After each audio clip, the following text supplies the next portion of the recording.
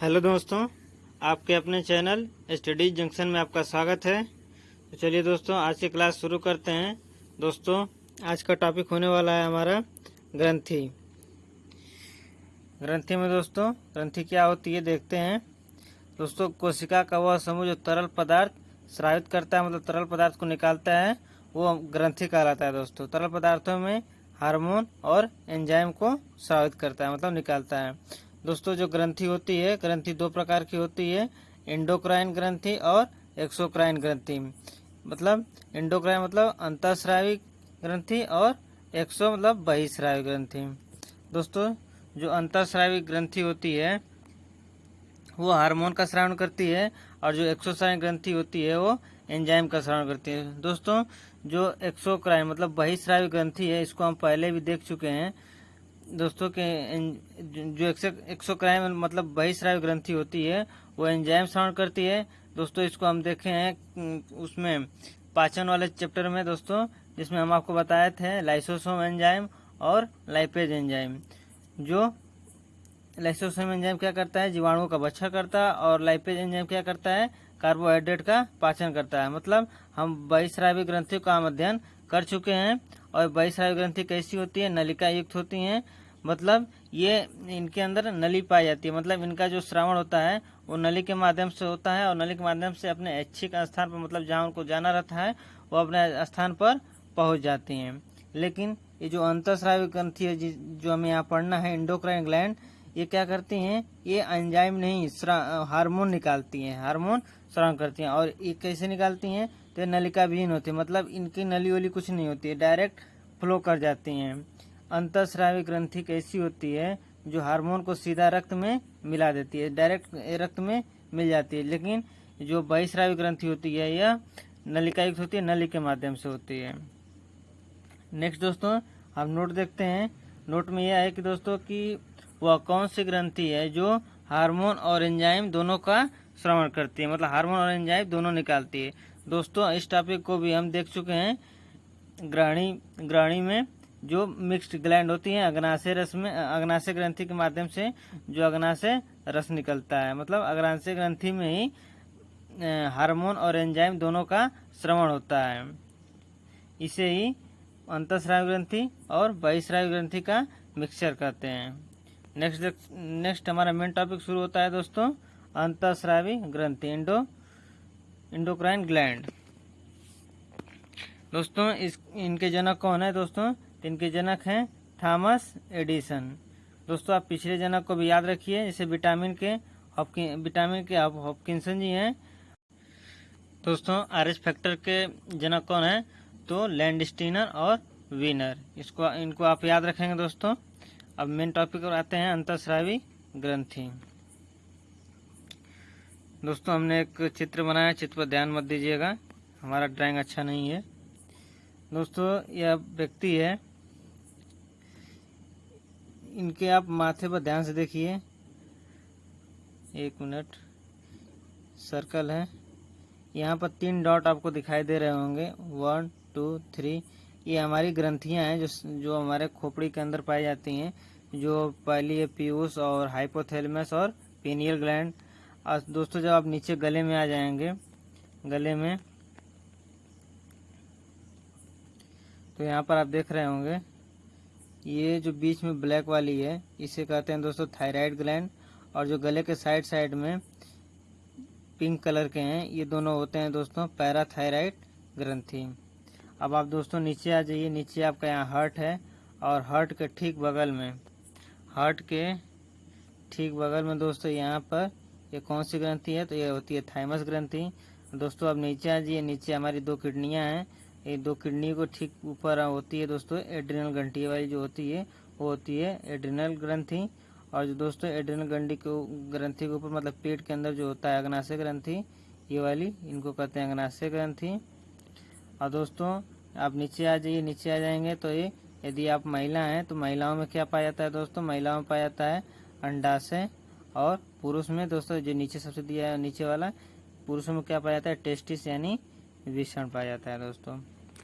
Next अपना शुरू करते हैं दोस्तों पीयूष ग्रंथि से। आज हमें ग्रंथियों को ही पढ़ना है। दोस्तों पहली ग्रंथि है पीयूष ग्रंथि यानी पिट्यूटरी ग्लैंड। दोस्तों इसे हम मास्टर ग्लैंड भी कहते हैं। मास्टर ग्लैंड क्यों कहते हैं दोस्तों? क्योंकि ये दोस्तों ये सभी ग्लैंड को क्या करती है? कंट्रोल करती है, सभी ग्रंथियों पर कंट्रोल।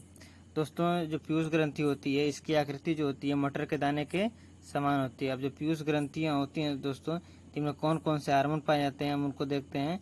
इसमें से पहला हार्मोन होता है दोस्तों ऑक्सीटोसिन हार्मोन। दोस्तों इसके अंदर भी कई तरह के हार्मोन पाए जाते हैं, उनको याद रखने के लिए हम आपको कहानी सुनाते हैं। दोस्तों कहानी है कि ये आप हैं और ये आपकी गर्लफ्रेंड है। आपको क्या हुआ? आपने उनको देखा और आपको हो गया प्यार यानी लव हो गया दोस्तों, लव हो गया। आगे बात बढ़ी, आपकी शादी हुई, शादी के बाद प्रसव पीड़ा हुआ। शादी हुई तो प्रसव पीड़ा तो होना ही है दोस्तों। तो प्रसव पीड़ा हुआ, उसके बाद क्या होगा? बर्थ होगा, बच्चे का जन्म होगा। दोस्तों जब बच्चा जन्म होगा उसका, तो जाहिर बात है वो दूध पिएगा। इसको आप याद रखेंगे कि आपको महिला को देखा, आपको प्यार हुआ, प्यार के बाद क्या हुआ? शादी हुई, शादी के बाद प्रसव हुआ, प्रसव से जन्म हुआ, जन्म से दूध पिएगा बच्चा। तो इस ट्रिक से हम क्या देखेंगे? मतलब ऑक्सीटोसिन में कौन कौन सा हार्मोन पाया जाता है दोस्तों? तो लव हार्मोन, हमने पहले बताया कि पहले लव हुआ तो लव हार्मोन, उसके बाद प्रसव पीड़ा हुई मतलब लेबर पेन, उसके बाद बच्चा जन्म लिया मतलब बर्थ हार्मोन, उसके बाद दोस्तों बच्चों को आप दूध पिलाएंगे मतलब दूध निष्कासन हार्मोन। तो ऑक्सीटोसिन में कौन कौन से हार्मोन पाए जाते हैं दोस्तों? Love hormone, labour pain hormone, birth hormone और दूध निष्कासन हार्मोन। नेक्स्ट देखते हैं दोस्तों प्रोलैक्टिन हार्मोन। दोस्तों आप यदि नए हैं तो हम आपको बता दें, जो हमारा पहला टॉपिक है बायोलॉजी का पहला चैप्टर है, इम्पोर्टेंट टर्मिनोलॉजी के नाम से है। आप उसको नहीं देखे हैं तो देख लीजिएगा, क्योंकि पहला टॉपिक ऐसा है जो हर एक चैप्टर के अंदर आ रहा है। जैसे देखिए यहाँ पर आपको यहाँ मिल गया लैक्ट शब्द। लैक्ट मैंने आपको बताया था पहले ही चैप्टर में कि जहाँ जहाँ लैक्ट होगा वहाँ वहाँ दूध होगा, जहाँ जहाँ लैक्ट होगा वहाँ वहाँ दूध होगा, जहाँ जहाँ हाइड्रो होगा वहाँ वहाँ पानी होगा, जहाँ जहाँ हाइड्रो होगा वहाँ वहाँ पानी होगा, जहाँ जहाँ एंड्रो होगा वहाँ वहाँ मनुष्य होगा, जहाँ जहाँ गाइनो होगा वहाँ वहाँ महिला होगी। तो ऐसे याद रखिए कि जहाँ जहाँ लैक्ट होगा वहाँ वहाँ दूध, यानी प्रोलैक्टिन हार्मोन मतलब दूध निर्माण हार्मोन। लैक्ट से दूध हो गया और निर्माण हार्मोन मतलब प्रोलैक्टिन हार्मोन क्या करता है कि शरीर में दूध निर्माण की प्रक्रिया को जन्म देता है। जैसे देखते हैं दोस्तों वृद्धि हार्मोन। वृद्धि हार्मोन क्या होता है दोस्तों? तो वृद्धि हार्मोन जनरली हमारे शरीर में वृद्धि को देखता है। जैसे मान लीजिए वृद्धि हार्मोन यदि कम है, यदि वृद्धि हार्मोन आपके शरीर में कम है तो आपका शरीर क्या होगा? बौनापन होगा। अब मान लीजिए आपके शरीर में वृद्धि हार्मोन की मात्रा यदि बढ़ जाती है तो आप भीमकाय हो जाएंगे मतलब विशालकाय मनुष्य हो जाएंगे। नेक्स्ट दोस्तों देखते हैं दोस्तों अगला हार्मोन एडीएच हार्मोन।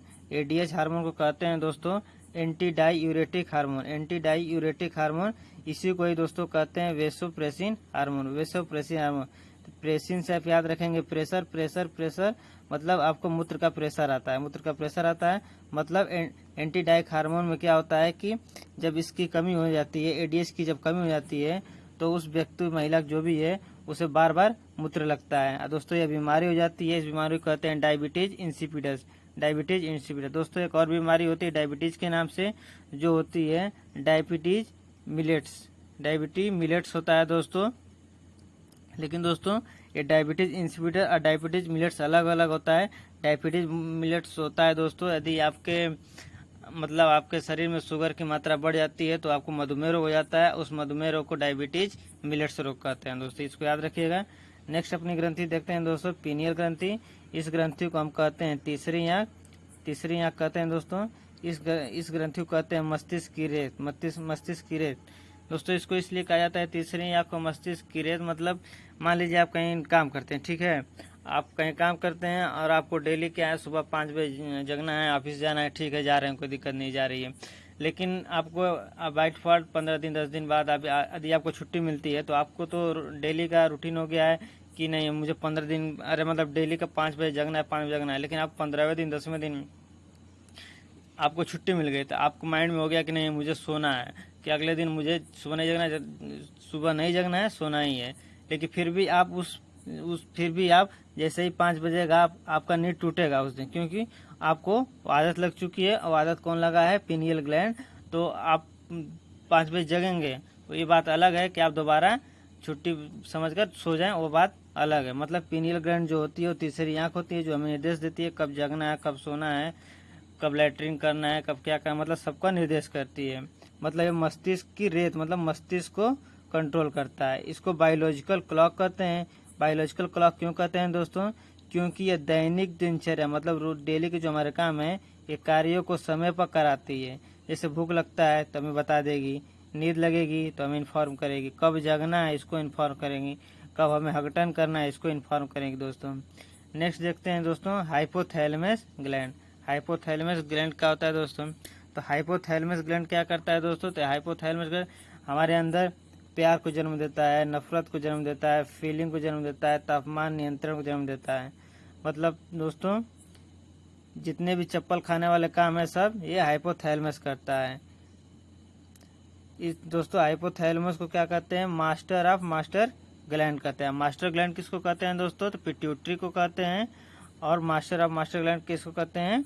तो ये हाइपोथैलेमस कहते हैं। नेक्स्ट देखते हैं दोस्तों अपना thyroid gland. Most important question है दोस्तों थायराइड टॉपिक। इसको हम OR2 के नाम से भी जानते हैं। OR2 ये होती है थायराइड ग्लैंड। ये दोस्तों हम आपको बताए हैं कि ये रसगुल्ला है, ठीक, ये गर्दन है, तो बीच में दोस्तों जो होता है ये होता है थायराइड ग्लैंड, और जो इसके साइड साइड में होते हैं दो जोड़े में वो होता है पैराथायराइड ग्लैंड। तो जो थायराइड ग्लैंड होता है दोस्तों ये गले में होता है। किस आकार का होता है? तो आकार याद रखिएगा, एच आकार का होता है। और दोस्तों हमारे शरीर में बात किया जाए सबसे बड़ी अंतःस्रावी ग्रंथि कौन होती है? तो ये थायराइड ग्रंथि ऐसी ग्रंथि है जो हमारे शरीर में सबसे बड़ी अंतःस्रावी ग्रंथि है। लेकिन दोस्तों यदि ये तो अंतःस्रावी ग्रंथि है, लेकिन यदि आपसे पूछेगा कि मानव शरीर में सबसे बड़ी ग्रंथि क्यों है, केवल ग्रंथि की बात किया जाए तो हो जाता है लीवर दोस्तों। मानव शरीर की सबसे बड़ी ग्रंथि कौन होती है? लीवर होती है। अब मानव शरीर की सबसे बड़ी अंतःस्रावी ग्रंथि कौन सी होती है दोस्तों? तो होती है थायराइड। अब इसको ध्यान रखिएगा। और दोस्तों जो थायराइड ग्रंथि होती है, थायराइड ग्रंथि के अंतर्गत कैल्सिटोसिन नामक हार्मोन निकलता है। और कैल्सिटोसिन हार्मोन में कैल्सी से कैल्शियम याद रखिएगा, ये क्या करता है? ब्लड में कैल्शियम की कमी कर देता है दोस्तों। ब्लड में कैल्शियम की कमी कर देता है। यह हार्मोन विटामिन डी के विपरीत कार्य करता है। मतलब क्या दोस्तों?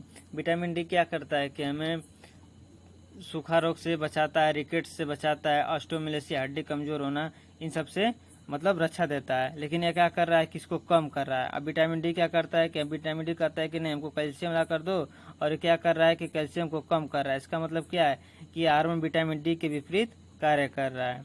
नेक्स्ट देखते हैं दोस्तों थायरोक्सिन हार्मोन। थायरोक्सिन हार्मोन क्या होता है दोस्तों? तो दोस्तों थायरोक्सिन हार्मोन की यदि कमी हो जाए तो बच्चों में जड़ मानवता रोग हो जाता है। और दोस्तों यही कमी यदि वयस्कों में हो जाए तो वयस्कों में मिक्सीडीमिया रोग हो जाता है। जड़ मानवता रोग में दोस्तों तनाव, टेंशन ये सब आ जाते हैं। नेक्स्ट एक नोट देखते हैं दोस्तों कि अगर ये तो आप सभी लोग जानते हैं, यदि अगर आयोडीन की कमी हो जाए हमारे शरीर में तो गलगंड या घेंगा रोग हो जाता है, जिसे हम सूखा रोग भी जिसे हम गला सूज भी कहते हैं। मतलब गला इसमें सूज जाता है। मतलब आयोडीन की कमी से हमें क्या होता है दोस्तों? गलकंड या घेंगा रोग होता है। दोस्तों एक बात बता दें आपको कि जब घेंगा मतलब गलकंड रोग हो जाता है आपको तो आप दवा लेते हैं, तो दोस्तों इसकी दवा ऐसी होती है कि कुछ व्यक्तियों पे असर करता है सही से, कुछ व्यक्तियों पे गलत असर कर देता है। मतलब सही असर का मतलब रोग को सही कर देगा, गलकंड को सही कर देगा। गलत असर का मतलब ये हो रहेगा कि जो आपके अंदर ये थायराइड ग्रंथि जो होती है क्या करता है? उसी को नष्ट कर देता है, थायराइड ग्रंथि को खत्म कर देता है। अब इसको याद रखें। इस रोग को क्या कहते हैं? इस रोग को कहते हैं हाशिमोतो रोग कहते हैं। मतलब थायराइड ग्रंथि को खत्म कर देना हाशिमोतो रोग कहलाता है। इसी बात को लिखें दोस्तों कि कभी कभी घेंगा रोग की दवाई थायराइड ग्रंथि को समाप्त कर देती है। मतलब सही असर नहीं करती है तो उसे समाप्त कर देगी। हाशिमोतो रोग कहते हैं इसे। नेक्स्ट देखते हैं दोस्तों पैराथायराइड ग्रंथि। पैराथायराइड ग्रंथि दोस्तों ये गले के साइड में जोड़ी जोड़ी में पेयर में होते हैं और गले में 2 जोड़ी में पाई जाती है। पैराथायराइड ग्लैंड ये गले में 2 जोड़ी में पाई जाती है। और जो पैराथायराइड ग्रंथि होती है दोस्तों इसको पैराथॉर्मोन भी कहते हैं। पैराथॉर्मोन इसी को कहते हैं दोस्तों कोलिफ हार्मोन। ये क्या करता है दोस्तों, रक्त में कैल्शियम की मात्रा को बढ़ाता है, रक्त में कैल्शियम की मात्रा बढ़ाता है। और दोस्तों यदि पैराथॉर्मिन हार्मोन की यदि कमी हो जाती है दोस्तों, तो इसे टिटेनी रोग ही कहते हैं। ठीक है, मतलब इसकी कमी से टिटेनी रोग हो जाता है। नेक्स्ट देखते हैं दोस्तों थाइमस ग्रंथि। थाइमस ग्रंथि क्या होता है? तो दोस्तों थाइमस ग्रंथि जनरली प्रतिरक्षा को मजबूत करता है, मतलब हमें रोगों से लड़ने की क्षमता कौन सा ग्रंथि देता है दोस्तों? तो थाइमस ग्रंथि ऐसी ग्रंथि है जो हमें रोगों से लड़ने की क्षमता देता है। दोस्तों जो WBC होती है दोस्तों, WBC का निर्माण कहाँ होता है? तो आप कह सकते हैं WBC का पालन पोषण परिपक्वन कहाँ होता है? तो होता है थाइमस ग्लैंड में। और दोस्तों थाइमस ग्लैंड एक ऐसी ग्लैंड है जो उम्र बढ़ने पर यह समाप्त होने लगती है, जो उम्र बढ़ने पर समाप्त होने लगती है। इसलिए दोस्तों वृद्धावस्था में आप देखते होंगे कि रोग की समस्या बढ़ती जाती है, मतलब बीमारी जल्दी सही नहीं होती और भी रोग बढ़ते जाते हैं। क्यों दोस्तों? क्योंकि थाइमस ग्लैंड जो है धीरे धीरे उम्र के साथ खत्म होने लगता है। और थाइमस ग्लैंड क्या करता है? तो हमें रोगों से लड़ने की क्षमता देता है। नेक्स्ट देखते हैं दोस्तों अग्नाशय ग्रंथि। अग्नाशय ग्रंथि क्या होती है दोस्तों? हम भी पीछे बताएं कि अग्नाशय ग्रंथि ऐसी ग्रंथि है जो मिक्स ग्लैंड होती है, मतलब ये हार्मोन और एंजाइम दोनों का श्रावण करती हैं दोस्तों। और एंजाइम तो हम अभी आपको बताएं कि एंजाइम को हम अध्ययन कर चुके हैं। और एंजाइम को हम पूर्ण पाचक रस कहते हैं दोस्तों। पूर्ण पाचक रस इसलिए कहते हैं दोस्तों क्योंकि यहाँ पर कार्बोहाइड्रेट, वसा और प्रोटीन तीनों का पाचन हो जाता है। और एंजाइम कौन कौन सी होती हैं दोस्तों? तो ट्रिप्सिन, लाइपेज और एमाइलेज। ट्रिप्सिन क्या करता है दोस्तों? तो प्रोटीन का पाचन करता है। ये सब हम आपको बता चुके हैं दोस्तों, आप दोबारा बता रहे हैं यदि आ गया है तो। लाइपेज क्या करता है दोस्तों? तो इसको याद करवाए थे, लाइपेज ल से लाइपेट और ल से लिपिड, लिपिड में वसा, तो वसा का पाचन करता है। एमाइलेज क्या करता है दोस्तों? तो एमाइलेज कार्बोहाइड्रेट का पाचन करता है। दोस्तों ये हमने अग्नाशय ग्रंथि बनाई है दोस्तों। और जो बीच में आप गोला गोला बिंदु बिंदु देख रहे हैं सर्कल दोस्तों, ये सब देख रहे हैं, इन्हें हम कहते हैं द्वीप। ठीक है दोस्तों। और जो अग्नाशय में जो द्वीप पाए जाते हैं दोस्तों, इन्हें कहते हैं लैंगरहैंस द्वीप। और लैंगरहैंस द्वीप के अंतर्गत क्या पाया जाता है दोस्तों? तो लैंगरहैंस द्वीप के अंतर्गत बीटा सेल पाए जाते हैं। और बीटा सेल में दोस्तों इसके अंतर्गत अल्फा बीटा गामा तीनों सेल पाए जाते हैं, लेकिन स्पेशली एक बीटा सेल पाया जाता है जिसमें इंसुलिन हार्मोन होता है। इस इंसुलिन हार्मोन की खोज किसने की थी दोस्तों? तो बेस्ट और बेंटिक ने की थी दोस्तों। और इंसुलिन की कमी से क्या होता है दोस्तों? तो हम ये आपको बताएं कि डायबिटीज मिलेट्स हो जाता है, डायबिटीज मिलेट्स नामक रोग होता है। और इंसुलिन हार्मोन में कौन सी धातु पाई जाती है दोस्तों? तो जिंक धातु पाई जाती है। एक क्वेश्चन हमने लिया है दोस्तों, क्वेश्चन का आंसर दीजिएगा कि इंसुलिन में कौन सी धातु पाई जाती है? पहला ऑप्शन है फेरस, दूसरा मैग्नीशियम, तीसरा कैल्शियम, चौथा सोडियम, पांचवा नन। इसका आप आंसर बताइएगा दोस्तों। चूँकि हम आंसर आपको पहले ही बता दिए हैं कि इंसुलिन हार्मोन में कौन सी धातु पाई जाती है, तो जिंक पाई जाती है। और यहाँ ऑप्शन में कोई नहीं है, ऑप्शन में कोई नहीं है। ऑप्शन में कोई नहीं रखने का कारण था दोस्तों, हम आपको ये बताना चाहते हैं कि फेरस कहाँ पाया जाता है दोस्तों? ये होता है आयरन में, मतलब ब्लड में आपको मिल जाएगा। मैग्नीशियम कहाँ दोस्तों? ये पाया जाता है आपके हरित लव क्लोरोप्लास्ट में दोस्तों। कैल्शियम दोस्तों ये हड्डियों के लिए। और सोडियम कहाँ पाया जाता है दोस्तों? तो आप जानते हैं ये नमक। अब नेक्स्ट देखते हैं दोस्तों एड्रिनल ग्रंथि। एड्रिनल ग्रंथि जो किडनी के ऊपर पाया जाता है दोस्तों। किडनी दो होती है तो एड्रिनल ग्रंथि कितनी होंगी? तो एड्रिनल ग्रंथि भी दो होती हैं। तो एड्रिनल ग्रंथि किडनी के ऊपर रहती हैं और ये दो होती हैं। इसके एड्रिनल ग्रंथि को हम आपातकालीन भी ग्रंथि कहते हैं। और एड्रिनल ग्रंथि में से भय, क्रोध, तनाव में सक्रिय ग्रंथि हो जाती है। मतलब यदि आपको डर लग रहा है, क्रोध आ रहा है, तनाव हो रहा है, तो सक्रिय ग्रंथि हो जाएगा। भय कब होगा दोस्तों? जब आप शेर को देख लेंगे, तो आप शेर को देख लेंगे, यदि आपकी क्षमता है तो लड़ो, नहीं तो भागो, तो वहाँ पे एड्रिनल ग्रंथि। क्रोध, आप अपनी गर्लफ्रेंड को दूसरे के साथ देख लिए तो आपको गुस्सा आ रहा है, क्रोध आ रहा है, तभी भी एड्रिनल ग्रंथि वहाँ पे एक्टिव हो जाएगा। तनाव हो जाएगा, आप दूसरे को आपकी गर्लफ्रेंड दूसरे के प्रति अच्छा सोच रही है तो आपको तनाव होगा, हमारे बारे में बुरा सोचती है, तो वहाँ पर दोस्तों एड्रिनल ग्रंथि एक्टिवेट हो जाएगा। दोस्तों पिछली क्लास में बता चुके हैं कि ये मतलब ये जो क्या है किडनी है, किडनी का जो बाहरी भाग होता है दोस्तों उसे कहते हैं कॉर्टेक्स। और किडनी के अंदर वाले भाग को कहते हैं मेड्यूला। और दोस्तों इसके अंदर हम ये भी बताए थे कि जो किडनी के अंदर लाखों क्या पाए जाते हैं? नेफ्रॉन पाए जाते हैं। और नेफ्रॉन क्या होती है दोस्तों? तो किडनी की क्रियात्मक इकाई होती हैं। ठीक है दोस्तों। नेक्स्ट देखते हैं दोस्तों कॉर्टेक्स। कॉर्टेक्स क्या होता है? कॉर्टेक्स क्या होता है दोस्तों? किडनी का ऊपरी भाग होता है दोस्तों। और कॉर्टेक्स से भी कुछ हार्मोन निकलते हैं। तो कॉर्टेक्स से कॉर्टिसोल आप याद रखिएगा। तो कॉर्टेक्स से 2 हार्मोन निकलते हैं। पहला कॉर्टिसोल हार्मोन क्या करता है? ये जीवन रक्षक हार्मोन होता है, मतलब जीवन रक्षक हार्मोन होता है, हमारे जीवन को की रक्षा प्रदान करता है। और कॉर्टेक्स का दूसरा हार्मोन निकलता है दोस्तों एल्डोस्टेरोन हार्मोन की कमी से क्या हो जाता है दोस्तों? तो एडिशन रोग हो जाता है। इसमें भी टेंशन वगैरह, सूखा वगैरह हो जाता है दोस्तों। नेक्स्ट मेडुला क्या होता है दोस्तों? ते किडनी के अंदर पाया जाता है। और मेडुला से एड्रेनलिन हार्मोन निकलता है दोस्तों।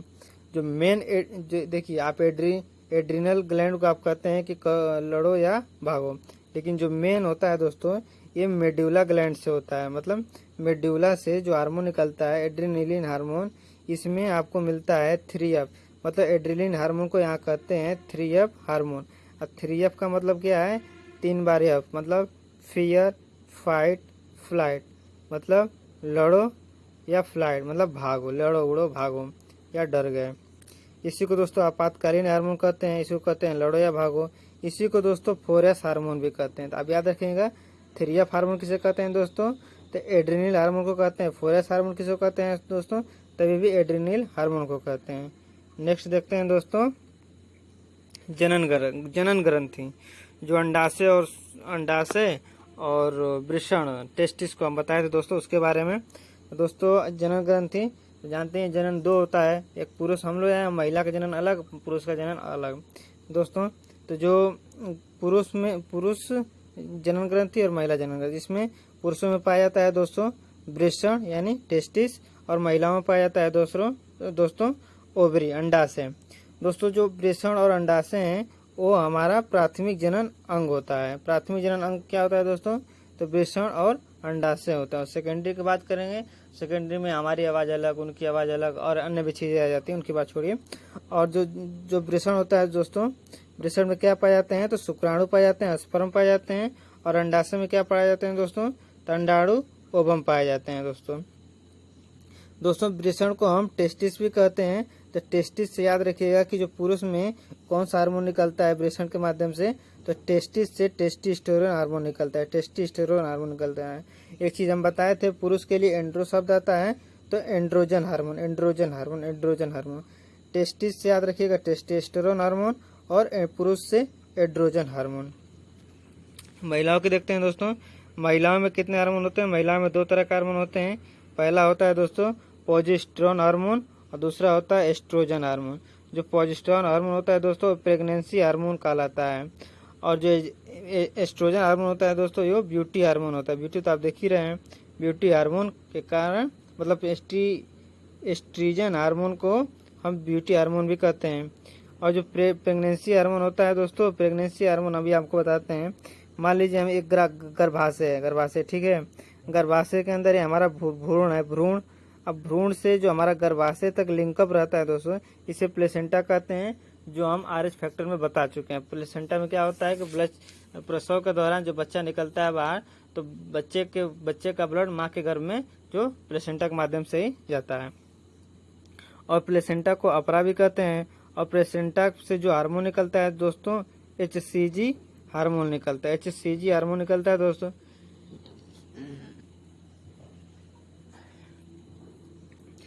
हाँ, तो HCG हार्मोन निकलता है दोस्तों। HCG हार्मोन को कहते हैं दोस्तों, इसका फुल फॉर्म होता है ह्यूमन कोरियोनिक गोंड्रोपिन, मतलब ह्यूमन कोरियोनिक गोंडोट्रोपिन हार्मोन।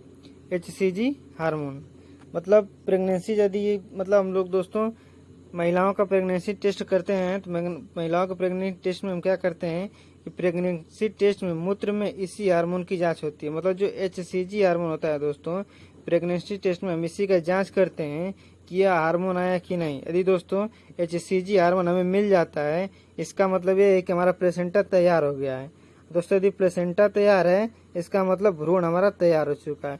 और दोस्तों यदि भ्रूण तैयार है, इसका मतलब महिला प्रेग्नेंट हो चुकी है। ठीक है दोस्तों, प्रेगनेंसी हार्मोन का आपको हम पूरा प्रोसेस बता दिए कैसे चेक करते हैं कि प्रेगनेंसी यदि आपको किसी का चेक करना है तो क्या करेंगे। तो पहले HCG हार्मोन निकलता है दोस्तों, प्रेगनेंसी किट आएगी उसमें क्या करेंगे HCG हार्मोन को चेक करें। यदि HCG हार्मोन निकल रहा है इसका मतलब क्या है कि प्लेसेंटा तैयार हो चुका है। यदि प्लेसेंटा तैयार हो चुका है तो कन्फर्म है कि भ्रूण भी हो गया है। यदि भ्रूण भी आ गया है इसका मतलब महिला प्रेग्नेंट है। तो दोस्तों आज की ये थी आपकी क्लास कैसी लगी कमेंट करके ज़रूर बताइएगा। दोस्तों ये पिछली क्लास है जो हमने उत्सर्जन तंत्र को बताया था। दोस्तों वीडियो अच्छी लग रही हो तो लाइक कीजिए और दोस्तों को भी शेयर कीजिए। दोस्तों आप लोग शेयर नहीं करते हैं और कमेंट कीजिए, कमेंट करके बताया कीजिए कमेंट कैसे